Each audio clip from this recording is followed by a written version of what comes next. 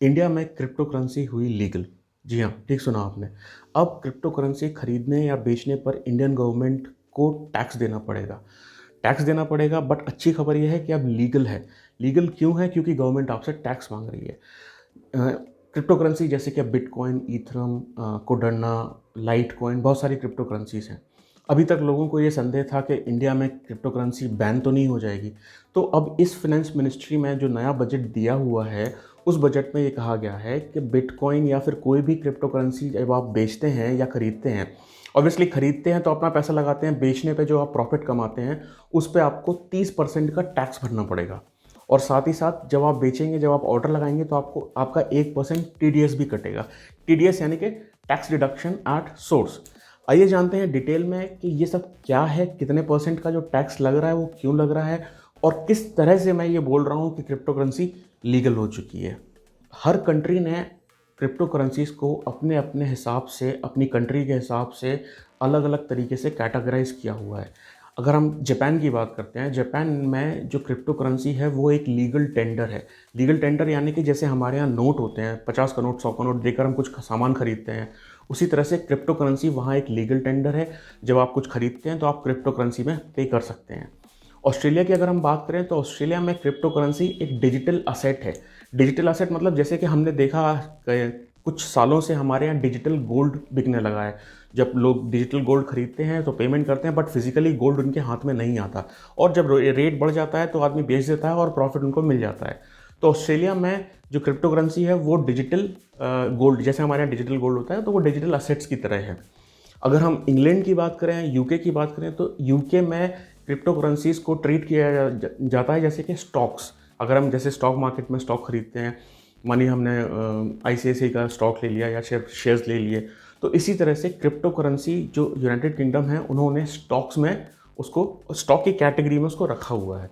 अगर हम United states की बात करें यानी कि अमेरिका की बात करें, तो वहाँ पे जो क्रिप्टो करेंसी है वो एक कैपिटल असेट है। कैपिटल असेट यानी कि जैसे हमारे यहाँ प्रॉपर्टीज़ होती हैं, कैपिटल जो हम लोग देखते हैं अपना, मान के चलिए आपके पास ज़मीन है, आपके पास दुकान है, आपके पास मकान है, तो ये आपके कैपिटल असेट्स होते हैं। सिमिलरली यूएस में भी जो क्रिप्टो करेंसीज को देखा गया है तो वो एक कैपिटल असेट के रूप में देखा गया है। तो इस बार जब इंडियन गवर्नमेंट ने बजट पेश किया तो उस बजट में ये क्लियर किया कि जो क्रिप्टो करेंसी है वो इंडिया में डिजिटल या फिर वर्चुअल करेंसी की तरह से काम करेगी। देखिए, इसको एकदम से हम करेंसी मान के नहीं चल सकते जैसे कि इंडियन रुपीज़ होते हैं, क्योंकि ये गवर्नमेंट के हाथ में नहीं होता है। तो डिजिटल या फिर वर्चुअल जो करेंसी है वो उस करेंसी के बराबर ही है। उसको हम दे के कुछ सामान खरीद सकते हैं, उसको हम पे कर सकते हैं, और जब आप उसको पे करते हैं या उसको ख़रीदते हैं तो उस पर हमेशा आपके प्रॉफिट परसेंटेज पे आपको 30% टैक्स देना पड़ेगा इंडियन गवर्नमेंट को। टैक्सेशन हम लोग धीमे से समझते हैं कि टैक्सेशन किस तरह से है। तो दो तरह से टैक्सेशन इंडियन गवर्नमेंट ने कहा है। सबसे पहले तो जब भी आप कुछ डिजिटल या फिर वर्चुअल करेंसी यानी कि क्रिप्टो जब भी आप बेचेंगे तो उस बेचने पे, उस ट्रांजेक्शन पे आपको 1% टीडीएस देना पड़ेगा। टीडीएस का मतलब होता है टैक्स डिडक्शन एट सोर्स। उस टाइम आप टीडीएस दे देंगे, और जब ईयर के एंड में जब आप अपना आईटी रिटर्न भरते हैं इनकम टैक्स में तो वो कट जाता है, तो उससे कट जाएगा वो। ये जो टीडीएस का इन्होंने रखा हुआ है कि हमें 1% टीडीएस देना पड़ेगा, ये इसलिए है क्योंकि जितने भी ट्रांजेक्शंस होंगे वो लोग मॉनिटर कर सकते हैं, गवर्नमेंट ऑफ इंडिया मॉनिटर कर सकती है। अगर मैंने, मान के चलिए, एक बिटकॉइन जो कि बहुत ज़्यादा महंगा है, अगर मैंने बेचा तो उस बेचने पे अगर मेरे को 30 लाख रुपए मिलते हैं तो 30 लाख में से तुरंत मुझे 1% टीडीएस देना पड़ेगा गवर्नमेंट ऑफ इंडिया को।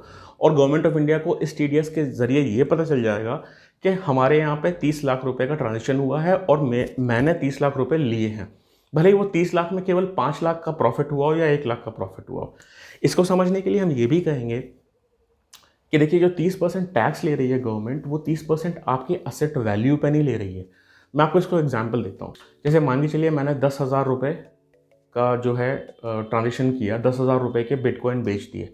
जब 10,000 रुपये के बिटकॉइन बेचे तो वो मुझे 2,000 रुपये प्रॉफिट दे के गए। मैंने किसी टाइम पे 8,000 रुपये में खरीदे थे और फिर मैंने 10,000 के बेच दी। तो जो मेरा 30% लगेगा वो उन 2,000 पे ही लगेगा, उन 2,000 पे लगेगा, पूरे 10,000 पे नहीं लगेगा।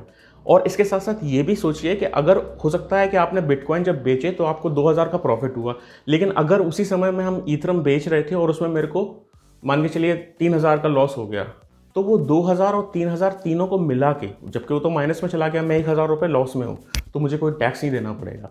यानी कि टोटल जो आप गेन करेंगे फाइनेंशियल ईयर में, बेचना खरीदना different kind of crypto currencies, उसमें जो टोटल करने के बाद जो प्रॉफिट निकलेगा, उस प्रॉफिट पे आपको 30% देना है। इतना याद रखिए। ऐसा नहीं है कि आपने 30% दे दिया बिटकॉइन बेचने पे और ईथरम में जब आप लॉस में गए तो उसमें आपको कुछ मतलब आपको कुछ फ़ायदा नहीं हुआ। जितने का लॉस होगा वो प्रॉफिट का रिकंसाइल करेगा और उसके बाद जो प्रॉफिट आपके पास बचेगा उसका आपको 30% देना पड़ेगा। और जो आप 1% टीडीएस दे रहे हैं, तो जब आप ईयर के एंड में जब आप अपना आईटी रिटर्न भरते हैं तो वो 1% का टीडीएस जो है वो ऑटोमेटिकली डिडक्ट हो जाएगा। यानी कि आपको एक्स्ट्रा नहीं पे करना पड़ेगा। वो 1% का जो टैक्स गवर्नमेंट आपसे बेचने पे ले रही है वो वहाँ पे एडजस्ट हो जाएगा। दूसरी चीज़ मैं आपको ये भी बताना चाहता हूँ कि इस क्रिप्टो करेंसी के प्रॉफिट को आप किसी और प्रॉफिट या लॉस से मर्ज नहीं कर सकते। फॉर एग्जाम्पल मान के चलिए मैं एक कुछ ज़मीन खरीदी हुई है, उससे मुझे लॉस हो गया और क्रिप्टो से मुझे प्रॉफिट हो गया, तो इन दोनों को कंबाइन करके अगर हम टैक्सेशंस निकालते हैं तो वो नहीं होगा। क्रिप्टो करेंसीज के टैक्सेशन बिल्कुल अलग रहेंगे, आपकी जो अदर इनकम सोर्सेज हैं उसके टैक्सेशन बिल्कुल अलग रहेंगे। अगली बात ये है कि ये जो बजट में इन्होंने 30% टैक्स का स्लैब रखा है, ये फाइनेंशियल ईयर तक, मतलब शुरुआत से और फाइनेंशियल ईयर के एंड तक है।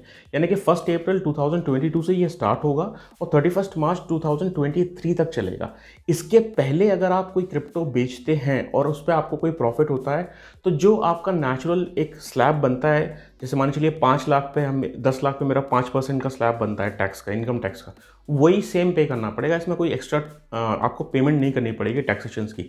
लेकिन जब आप 1 अप्रैल 2022 के बाद अगर कोई क्रिप्टो करेंसी बेचते हैं और आपको प्रॉफिट होता है, then at the end of the year you have to pay 30% on the total profit you have gained through crypto currencies. अलग अलग कॉइन्स हैं, बट पूरा क्रिप्टो करेंसीज को मिला के जितना भी प्रॉफिट आपके पास होगा लॉस हटाने के बाद, उस पर आपको 30% देना पड़ेगा।